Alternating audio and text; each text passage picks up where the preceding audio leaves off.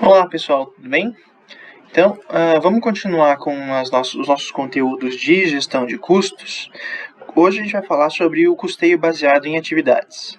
Então, esse método de custeio, pessoal, ele vem justamente. Eu costumo colocar ele como o nosso terceiro item de custeio, depois de custeio por absorção, depois de custeio variável, vem o custeio por atividades. Por que eu costumo colocar ele como o terceiro? Porque a gente pelo menos já tem uma noção de todas as características dos outros dois e a gente já consegue entender basicamente onde é que ele se encaixa dentro das nossas falhas que a gente vai encontrar nos outros dois métodos. E claro, ele tem também suas falhas, mas a gente vai mencionar isso mais pra frente, certo? Então, a ideia desse nosso conteúdo é justamente a gente fazer uma revisão, uma contextualização do que a gente vai ver sobre custos e chegar no ponto onde a análise sobre as atividades ela vai ser interessante como forma de custear os gastos das empresas, certo? Então, eu gostaria de destacar aqui, pessoal, que o método de custeio ABC, ele vem dentro das mesmas características dos outros dois métodos, custeio variável e custeio por absorção, e ele vem trazer uma outra alternativa em específico para alguns gastos indiretos. Basicamente, pessoal, a nossa ideia é a gente entender os processos que as empresas realizam e, a partir dos processos, as atividades individuais de cada um desses processos e, a partir daí, conseguir alocar mais facilmente os gastos indiretos. Por que, em específico, esses gastos indiretos?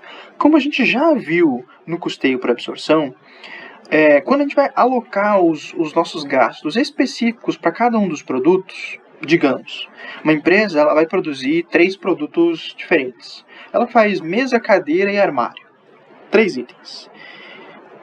Se ela compra madeira, madeira é genérico para os 3 materiais, para os 3 produtos.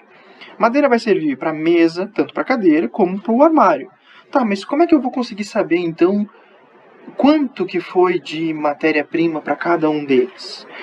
Se você consegue, de acordo, digamos, que você conseguiu com o teu fornecedor, você conseguiu ter madeira específica para cada um desses itens, então a forma de rastreamento da matéria-prima para o produto final é muito mais fácil, porque ele é específico para aquele item, certo? Então, não existe nenhuma análise muito avançada. Ela acaba se tornando um custo direto.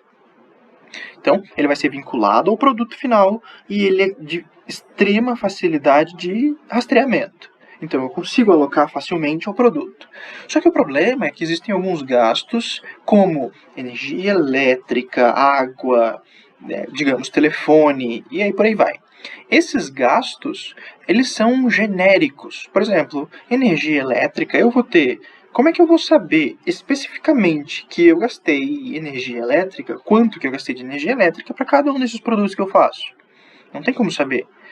Então, eu vou precisar achar algum critério.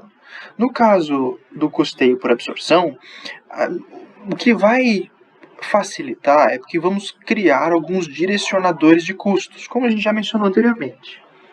Esses direcionadores de custos, eles vão facilitar, mas eles não são extremamente precisos. Como, por exemplo, eu posso achar que os meus custos, os custos de energia elétrica, eles foram utilizados de acordo com a quantidade de máquinas por departamento. Tá, mas como é que isso vai me ajudar? Eu não consigo saber. Por exemplo, aspectos relativos à voltagem, tempo gasto. Eu vou saber simplesmente quantidade de máquinas. Então, aí é que entra o custeio por atividade. O custeio baseado em atividades, ou custeio ABC, ele vem justamente entender os processos de cada uma dos produtos e, a partir disso, desmembrar as atividades envolvidas em cada um desses processos e, a partir daí, conseguir alocar mais facilmente para cada um dos produtos, certo? A gente vai entrar no detalhe mais para frente, mas por enquanto, fixem essa imagem e percebam que a gente vai falar sobre recursos, como é que esses recursos são utilizados para cada um dos centros de atividades ou centros de custeio, para depois a gente chegar em cada um dos produtos, certo? É basicamente isso que a gente precisa entender de uma forma genérica. Em específico, pessoal, como a gente já mencionou no custeio por absorção, ou custeio por atividade, ele também vai ser uma forma de retroalimentação de informações. A gente vai falar aqui, primeiro, eu preciso saber com profundidade quais são os processos que a minha empresa incorre, para depois saber quais são as atividades envolvidas em cada um dos meus produtos, e a partir daí lembrar que os negócios eles estão sempre em mudança, em mutação. Por quê? Eu posso ter uma atividade hoje que ela é feita manualmente, daqui 2 dias, uma semana, um mês, um ano, eu posso ter essa atividade sendo feita por automação. Então, como é que eu vou conseguir utilizar parâmetros genéricos para o meu negócio, sendo que os meus processos eles estão em modificações constantes? E levar em consideração também que a gente está vivendo um universo novo de revolução industrial. Então, vai vir uma série de informações novas, em formas de processos, em formas de atividades, e a adequação ela tem que ser constante. Então, é preciso que a gente sempre retroalimente a nossa gestão com as informações necessárias dos processos e atividades envolvidos. Ponto pacífico, certo? Isso é genérico para todos os métodos de custeio, não só para o custeio ABC.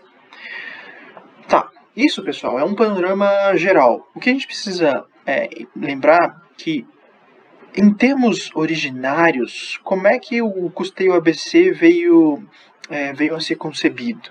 Então, ele veio de uma ideia a melhorar uma falha do custeio por absorção.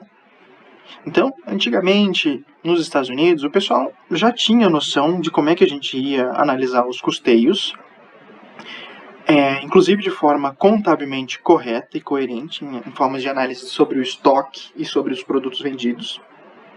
Só que, ainda assim, os direcionadores de custos que utilizamos nos custeios por absorção, eles, como eu já mencionei, eles traziam uma falha, e essa falha, ela, de alguma maneira, ela precisava ser corrigida, porque, de alguma maneira, você poderia estar enviesando o resultado de alguns produtos em detrimento de outros. Então, dessa forma, eles trouxeram uma nova forma de visualização que, então, a gente não fugiria da realidade dos processos fabris de cada uma das empresas. Então, a realidade, ela estaria muito mais bem retratada se eu conseguisse identificar de que maneira eu produzo cada um dos meus produtos, certo? Sendo assim, as atividades de cada um desses produtos, eles seriam os meus critérios que iriam facilitar o rateio desses meus custos indiretos de fabricação, certo? Então, deixa eu pular para o próximo aqui.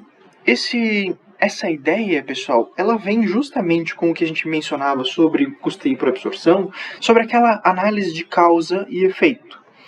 Basicamente, o consumo de recursos para a produção de um produto, ele é gerado ou facilitado se a gente entender que cada uso de recurso ele foi causado por uma necessidade. Então, eu só vou utilizar uma furadeira para a produção de uma mesa a partir do momento onde eu vou fazer a confecção e eu dou aquele início para essa atividade. Então, eu causei a necessidade de utilizar essa minha furadeira. Então, se eu consigo vincular esses meus processos à causa, eu consigo entender quais foram os recursos que foram utilizados para cada um dos meus produtos, certo? Então, de alguma maneira, pessoal, o que a gente tem que deixar bem claro é que o custeio baseado em atividades, ele vem justamente com a ideia de que a gente tem que entender o rastreamento desses custos indiretos na sua minúcia. Então, o que antes a gente a gente tem que entender basicamente da seguinte forma. O que ele é facilmente alocado, ele já é alocado diretamente, certo? Por exemplo, matéria-prima. Se a minha matéria-prima é facilmente alocada ao meu produto, eu simplesmente vou lá e aloco. Eu sei que, por exemplo, uma mesa, eu tenho que colocar em sua totalidade R$3 de madeira, que é basicamente o que eu consegui comprar do meu fornecedor. Eu sei que cada mesa vai precisar de R$3 por mesa fabricada. Só que o problema é, e os demais gastos? Se eu não consigo alocar diretamente, eu vou buscar formas de rastreamento. Se eu não consigo rastrear facilmente, daí então eu vou ter que ir pelo método das atividades desenvolvidas, certo? E daí, justamente, esse terceiro passo, que seria entender os critérios de rastreamento pelas atividades, elas vão facilitar porque, de alguma maneira, eu vou ter tempos e movimentos de cada uma dessas atividades. Então, o grau de precisão que a gente vai ter para alocar os gastos, esses gastos indiretos, ele é muito mais próximo da realidade.